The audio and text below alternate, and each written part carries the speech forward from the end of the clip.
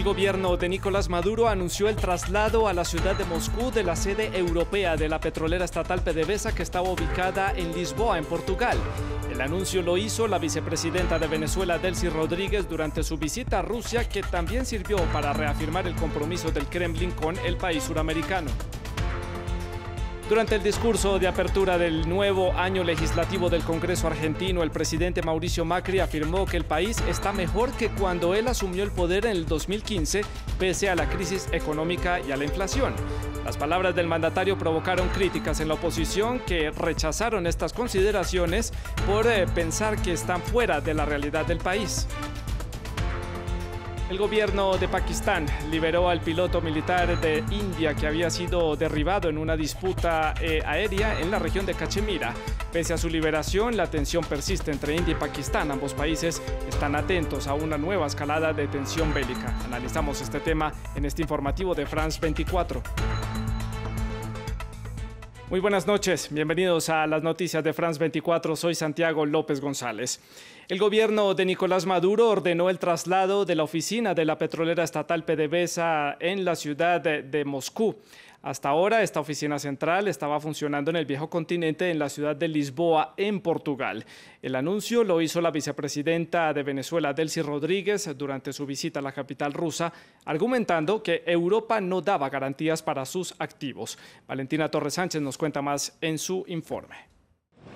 PDVSA no operará más en Portugal. La sede de la estatal petrolera venezolana en Europa será trasladada a Moscú. Así lo anunció la vicepresidenta Delcy Rodríguez tras su encuentro con el canciller ruso Sergei Lavrov. Obedece a planes que ya estaban preestablecidos, dado la ampliación que hemos tenido en la cooperación energética con empresas rusas como Rosneft, como Gazprom, pero que es el momento más oportuno. No tenemos duda de ello. Es el reformateo de nuestras relaciones. Y ciertamente Europa no da garantías, el mismo mundo capitalista viola sus propias leyes. Según el Fondo de Oportunidades de Venezuela, el país le debe alrededor de 2.300 millones de dólares a la rusa Rosneft, que tiene participación en proyectos petroleros y campos de gas venezolanos. La compañía tiene un seguro que estipula que si PDVSA entra en impago, Rosneft se hará con el control del 49,9% de su filial Citgo, lo que implica que pasaría a controlar parte de las instalaciones de la compañía en Estados Unidos. Por su parte, Gazprom también coopera con PDVSA en el Consorcio Nacional de Petróleo, en el que la compañía rusa tiene una participación del 20%, y en el desarrollo de yacimientos. Por ello, la visita de la funcionaria busca tranquilizar al Kremlin y a los inversores rusos. El empeoramiento de la crisis que todos han visto ha sido provocado por Estados Unidos, imponiendo estas sanciones ilegítimas contra los principales sectores de la economía venezolana y bloqueando los activos que el país tiene en el exterior, especialmente en Estados Unidos y Reino Unido. La vicepresidenta venezolana agradeció la ayuda del Kremlin al tiempo que el canciller ruso anunció que Moscú ya envió un barco con ayuda humanitaria y trigo a Venezuela e indicó que continuará despachando suministros. Y Xavier Colás, el corresponsal de France 24 en la ciudad de Moscú, nos cuenta por qué, a pesar de las deudas que tiene Venezuela con Rusia, el Kremlin sigue firme en ese apoyo con el gobierno de Nicolás Maduro. Sí, hoy hemos visto a Rusia y a Venezuela de nuevo codo con codo, sobre todo a la hora de criticar a Estados Unidos. Tanto la vicepresidenta venezolana Delcy Rodríguez como el canciller ruso Sergei Lavrov están muy interesados en evitar a toda costa una intervención militar de Estados Unidos. Los rusos también tienen sus razones. Hay que recordar que aunque Venezuela tiene una enorme deuda con Moscú, muchos analistas aquí en Rusia coinciden en que hay más posibilidades de recuperar esos pagos con un gobierno amigo instalado en Caracas que con un presidente venezolano respaldado por Washington, que sería el caso de Guaidó. Además, está todavía muy reciente la aprobación de importantes inversiones rusas en Venezuela, sobre todo en el ámbito energético, hasta 5.000 millones de dólares, más 1.000 millones de dólares más referidos al ámbito minero, sobre todo para la extracción de oro. Sergei Lavrov por eso ha dicho que hoy va a seguir apoyando a Venezuela, no solo en el ámbito humanitario, sino también en el Consejo de Seguridad, impidiendo la aprobación de resoluciones a favor de una intervención militar en Venezuela.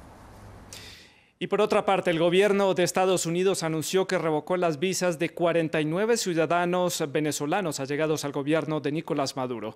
El anuncio lo hizo el Departamento de Estado, que argumentó que dicho grupo de personas ha afectado la democracia en Venezuela y hacen parte también de esa estrategia para ejercer mayor presión internacional sobre Nicolás Maduro y su gobierno. De igual forma, 6 funcionarios de seguridad leales a Maduro fueron también sancionados por Washington por impedir el ingreso de la ayuda humanitaria internacional el pasado 23 de febrero a través de las fronteras entre Venezuela, Brasil y Colombia.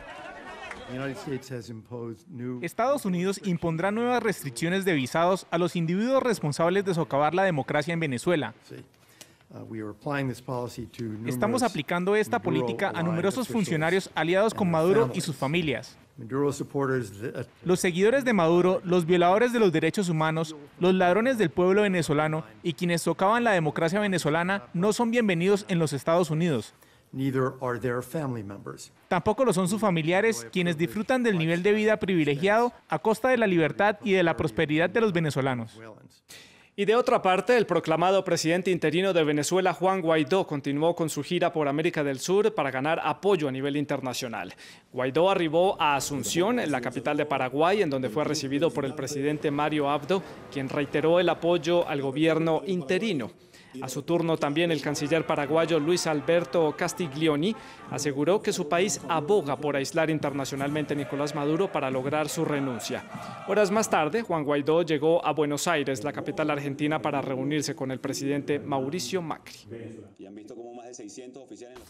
Y durante el discurso de la inauguración del año legislativo en el Congreso de la Nación, el presidente de Argentina, Mauricio Macri, aseguró que el país está mejor que cuando asumió el poder en el 2015, pese a la crisis económica y a la inflación.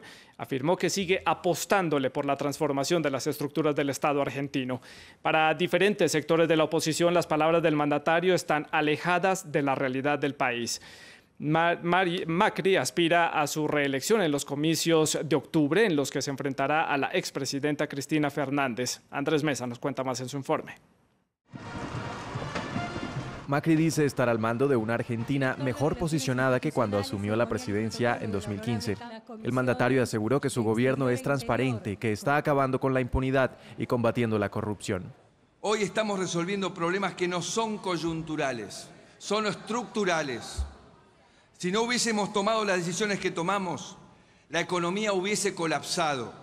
Sin embargo, reconoció el incremento de la pobreza a causa de la inflación ocasionada a la vez por el déficit fiscal. También criticó la alianza de quien podría ser su principal contrincante en las elecciones presidenciales, la expresidenta Cristina Fernández de Kirchner, quien no estuvo presente en la sesión. En 2015, los ejes de la política exterior de nuestro país eran la alianza con Venezuela y el pacto con Irán. ¿Cómo puede ser que hayamos condecorado a Maduro cuando hace rato que no respetaba la democracia ni los derechos humanos? Las burlas, abucheos e insultos interrumpieron sus declaraciones en más de una ocasión y su balance, según sus opositores, careció de verdad. Deja entrever que está totalmente alejado de la realidad, lo que ofendió con datos mentirosos y con una realidad ficticia a todos los argentinos que hoy están con tan graves problemas.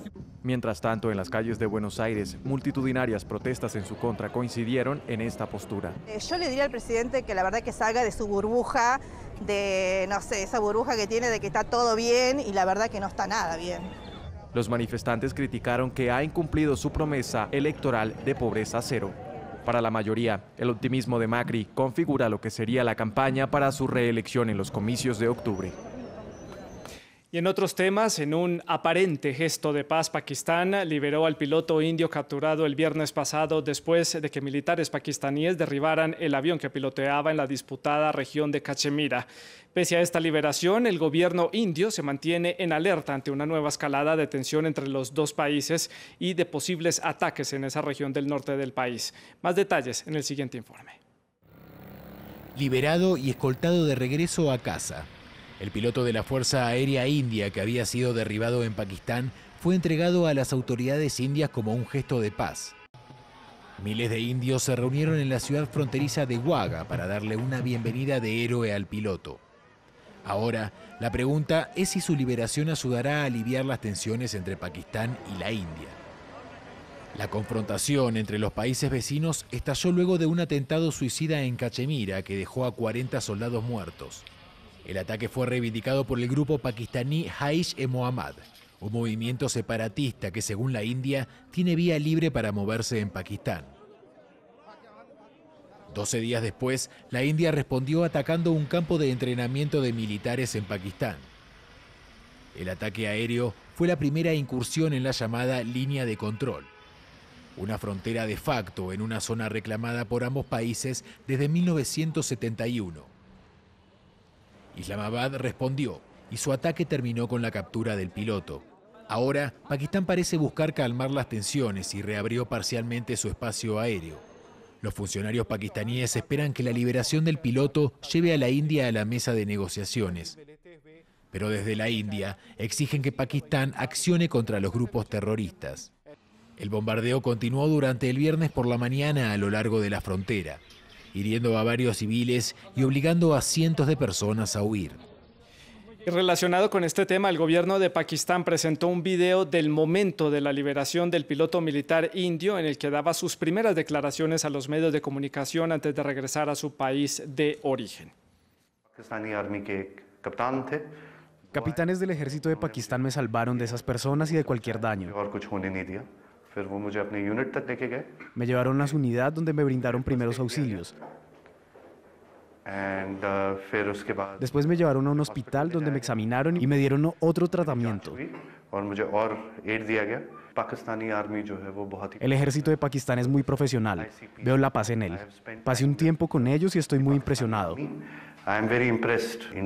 Los medios de comunicación indios exageran mucho. Siempre transmiten cosas pequeñas, agregando fuego y condimento. Las personas son engañadas por ellos.